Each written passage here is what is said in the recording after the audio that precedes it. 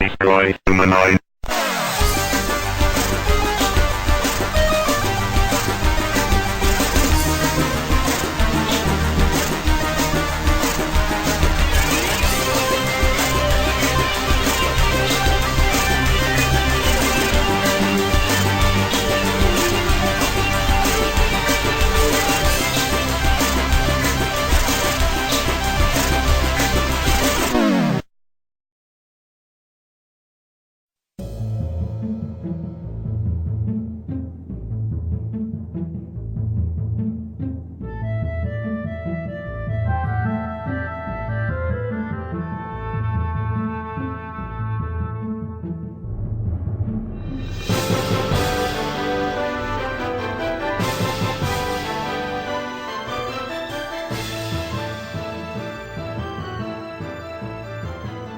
In 1987, Palace Software released one of its best fighting games for the 8-bit computers. Perfect gameplay, top graphics, and a Conan-esque soundtrack made Barbarian the Ultimate Warrior the best game of that year, and a legend in the video game industry, seeing one of the best gory death scenes years before Mortal Kombat was released.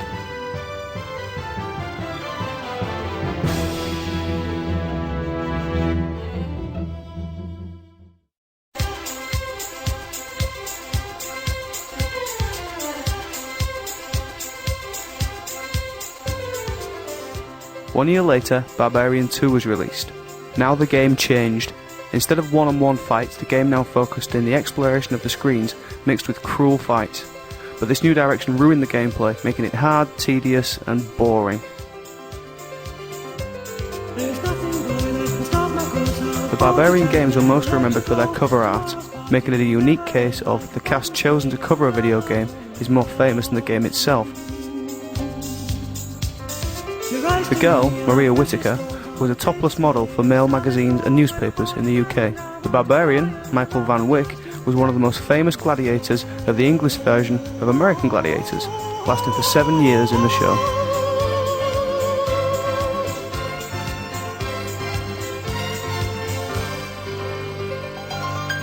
Violence.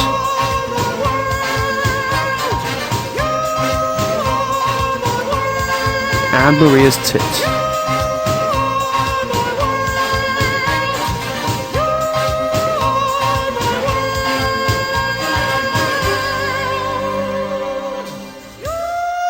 And when we say violence, we mean violence.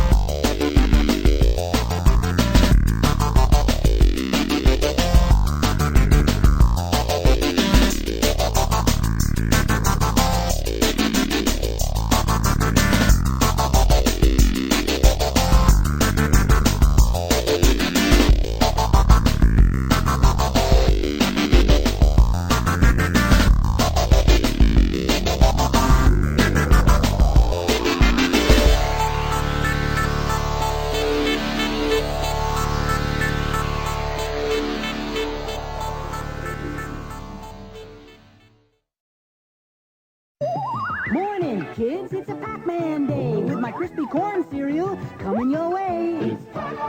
With marshmallows. Delicious. I'm Inky. I'm Blinky. I'm Pinky. I'm Clyde. We're the marshmallows you'll find inside. Their doors attack Pop and Inky too. He's Marshmallow. You can chomp him too. Part of this nutritious breakfast. With marshmallows. Delicious. Now, on your breakfast table, Donkey Kong brand cereal. Crunchy berries of fun for breakfast. Donkey Kong cereal. The sweet, crunchy corn taste will drive you ape. You love the crunch. Donkey Kong cereal. Crunchy berries of fun for breakfast. It's part of this complete breakfast. Donkey Kong cereal. You love the crunch. Skibbity bop bop doodly boo, skip bop bop doodly bop bop boo.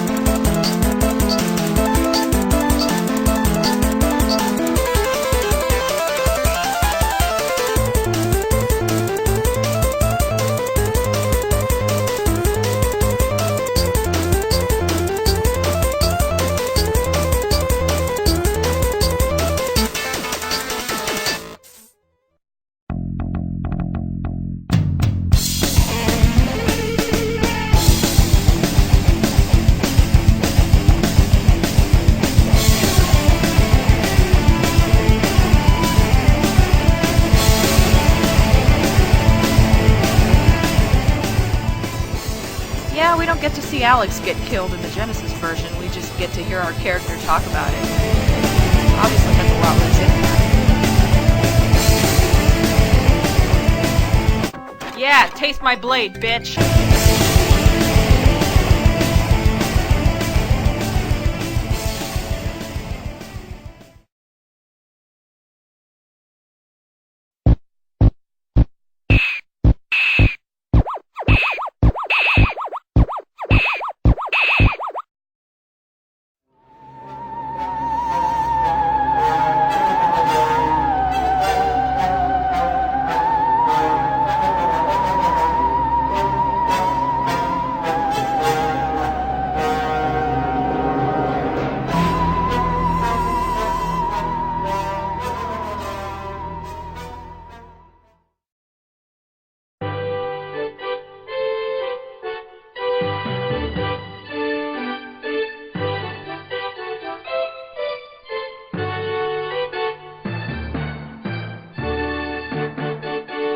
Once upon a time, in a distant and magical kingdom, there lived a young serving boy named Chauncey.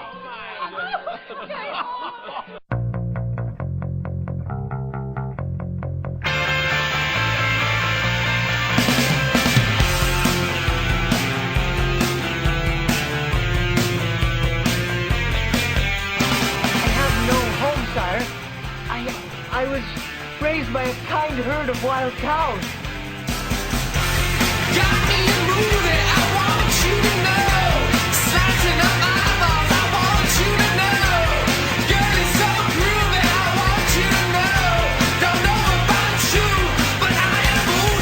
Shine, I lose ya. I am moon. Shine, I lose ya. I am moon. Shine, I lose ya. I am moon. Shine, I lose ya. Wanna grow up to be a debate. Look at this.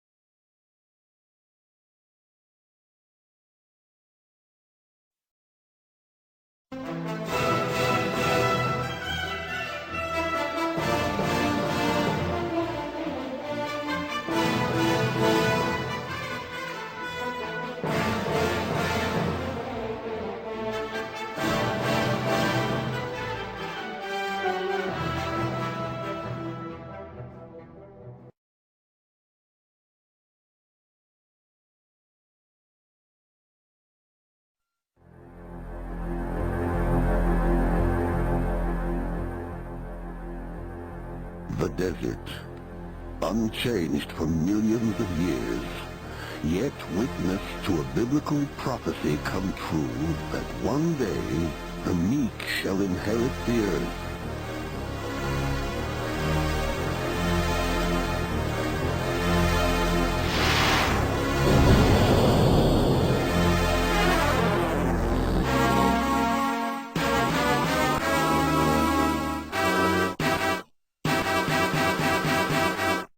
Clearly inspired by the 50s sci-fi movie Them, Cinemaware. As I said, clearly inspired by the 50s movie Them, Cinemaware released one of its most perfect titles ever released by the company. Launched in 1989 for the Amiga 500 system, it came from the desert quickly became one of the best titles for that computer. It was ported to many different systems before 1990 and was nominated as the SPA Game of the Year. The game itself is an amalgam of different styles: action, adventure, investigation, even a few pinches of strategy. Tell me, in what area was the atomic bomb exploded? I mean the first one. The resemblance to the movie goes further than the plot. Some of the characters that appeared in the game were ported directly from the movie, except the lead role this time is played by you. You are Greg Bradley, and as a geologist, you are investigating the strange circumstances that followed the fall of a meteorite in the town. During your investigation, you can talk to people and visit almost every place in the town. The game is time-based, that is, if you go to a certain place at a certain time, you can witness some of the circumstances that you may miss if you reach the same place 1 hour later. Clue by clue, you realise that the town is threatened by a colony of ants that suffered a mutation due to the radiation of the meteorite and are now enormous predators.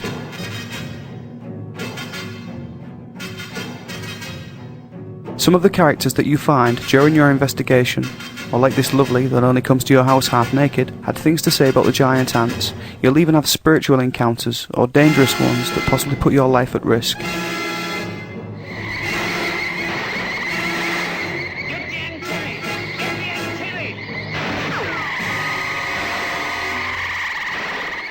Of course, you finally start to find giant ants, and following the movie instructions, you'll kick its ass shooting the antenna. But the giant ants will not be the only risk you come across in the game.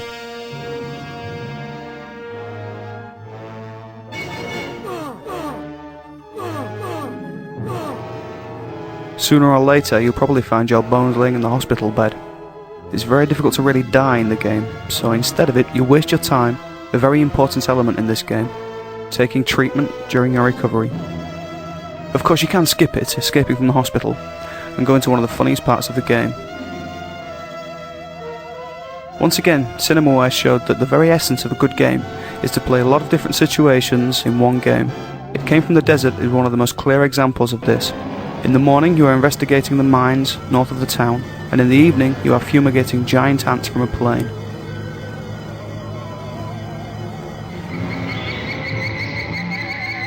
The final goal of the game is to discover the place where the ant's nest is, and after convincing the army to help you out with it, the final confrontation starts.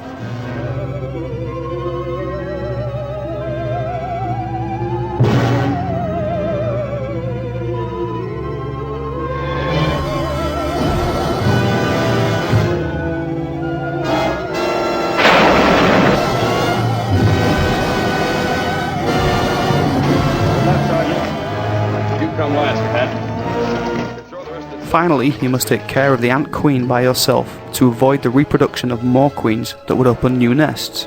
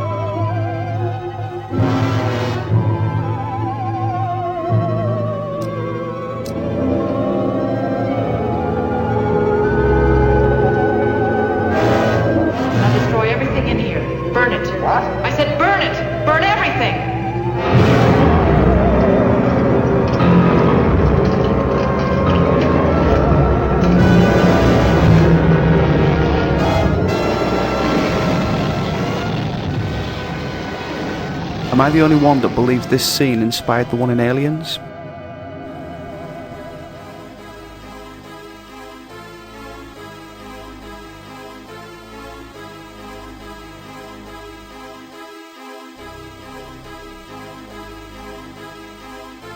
One year later, Cinemaware released Ant Heads, a pseudo-sequel of It Came From the Desert that takes a different plot and a different role for the starring characters.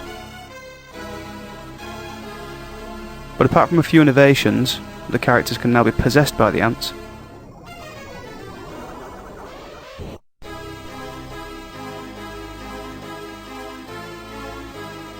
The game was almost the same but with different situations to play through, and it soon felt like boring déjà vu.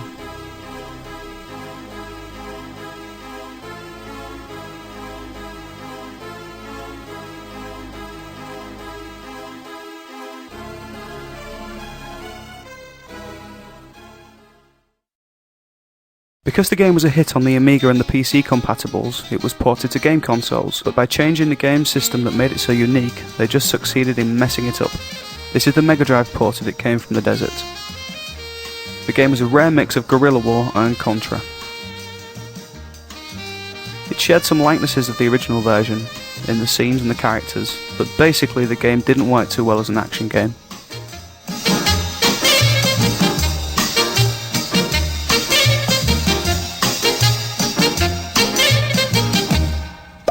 Beware of the blob, it This is the most worrying, creepy, scary, bizarre and strange games ever made for a console. It Came From the Desert for the TurboGrafx 16.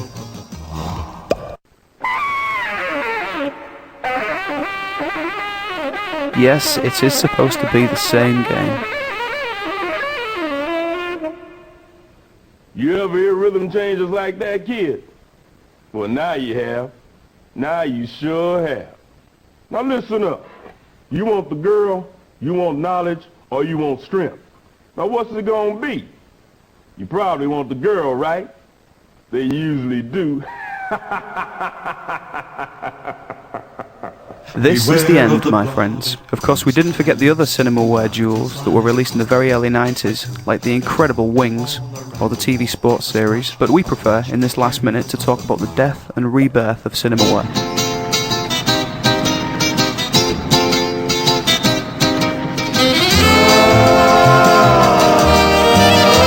The bad sales that followed the recession in PC and Amiga games of the early 90s due to increasing console sales, the ravages of piracy, and the wrong decisions at the wrong times took Cinemaware away from the video game scene and bankrupt in 1991, just 6 years after its birth.